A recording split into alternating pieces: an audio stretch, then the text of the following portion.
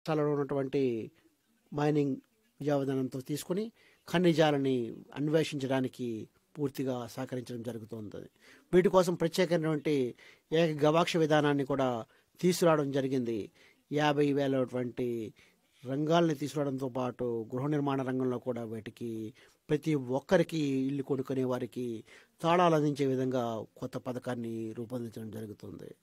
2025 నాటికి మధ్యతరగతి వ్యక్తులందరికీ కూడా ఎవరైతే రుణాలకు తీసుకుంటున్నారో నెలవారీ కడుతున్నారో వారందరికీ కూడా అద్దె లేకుండా పూర్తిగా వాళ్ళు ఇల్లు నిర్మించుకునే పథకాన్ని కూడా తీసుకురావడం జరుగుతుంది. స్వామి ఫండ్ విధానం అన్నదాన్ని తీసుకొచ్చి ప్రతి ఒక్కరికి ఈ ఆర్థిక విధానం ద్వారా, ప్రభుత్వ విధానం ద్వారా, బ్యాంకుల విధానం ద్వారా, ప్రైవేట్ పెట్టుబడి విధానం ద్వారా వారికి 15,000 కోట్ల రూపాయలని ఇవ్వడం జరుగుతుంది. ఈ గృహ నిర్మాణ రంగానికి పూర్తవడానికి 1,00,000 యూనిట్లు వరకు ఇళ్ళని ఇవ్వడం జరుగుతుంది.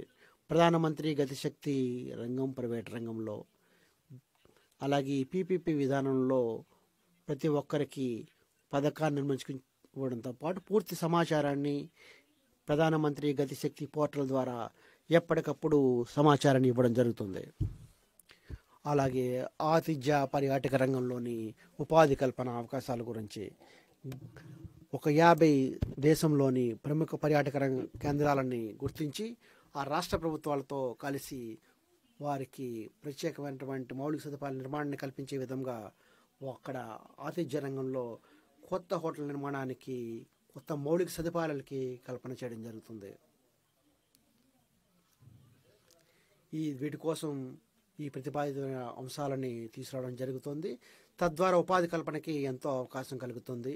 వాటికి నైపుణ్య శిక్షణ అభివృద్ధి కేంద్రాలను ఏర్పాటు చేయడం, ప్రతి యువతని పర్యాటక కేంద్రాలలో శిక్షణ పొందే విధంగా వారికి ఈ ఆతిథ్య రంగంలో శిక్షణ ఇవ్వడం జరుగుతుంది, పర్యాటక రంగంలో జరుగుతుంది. వారికి ముద్రా రుణాలని కూడా ఇవ్వడం ద్వారా అనేక మంది కొత్త పారిశ్రామికవేత్తల్ని ప్రోత్సహించే విధంగా జరుగుతుంది. వాటికి ప్రత్యేకమైనటువంటి ప్రతిపాదిత ఇన్సెంటివ్ని కూడా ప్రోత్సాహకాల ద్వారా ఇవ్వడం జరుగుతుంది.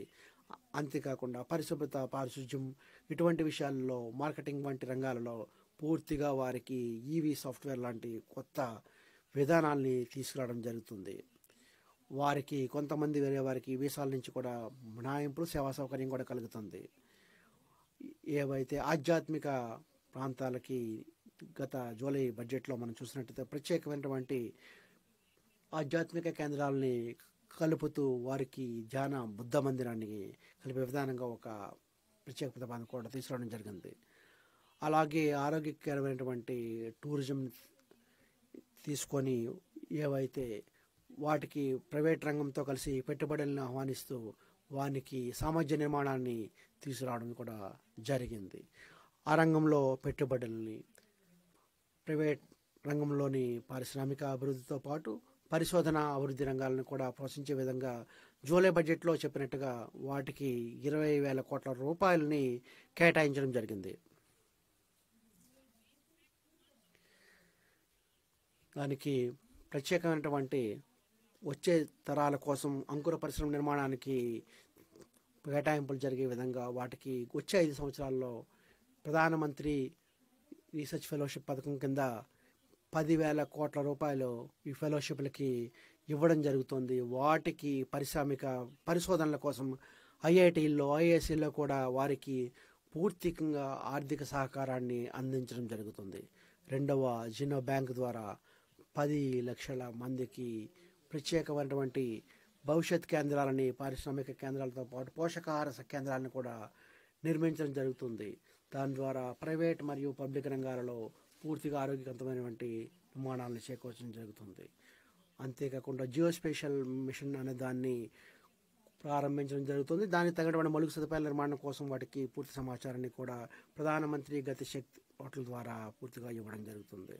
దాని ద్వారా ఆధునికమైనటువంటి కొత్త ల్యాబొరేటరీని కూడా ఇవ్వడం జరుగుతుంది. దానికి మౌలిక సదుపాయాల కల్పన కూడా రంగంలో కూడా జరుగుతుంది. జ్ఞాన్ భారత మిషన్ కింద ఒక సర్వేని కూడా తయారు చేసి ఎవరైతే మన 3 పత్రాలు ఉన్నాయో తాళపత్ర గ్రంథాలన్నింటినీ కూడా తీసి వాటికి గ్రంథాలయాల్లో, మ్యూజియంలో తీసుకుని వచ్చి వాటికి ప్రత్యేకమైనటువంటి 1 కోటి పైగా ఈ తాళపత్రాలని తీసుకురావడం జరుగుతుంది.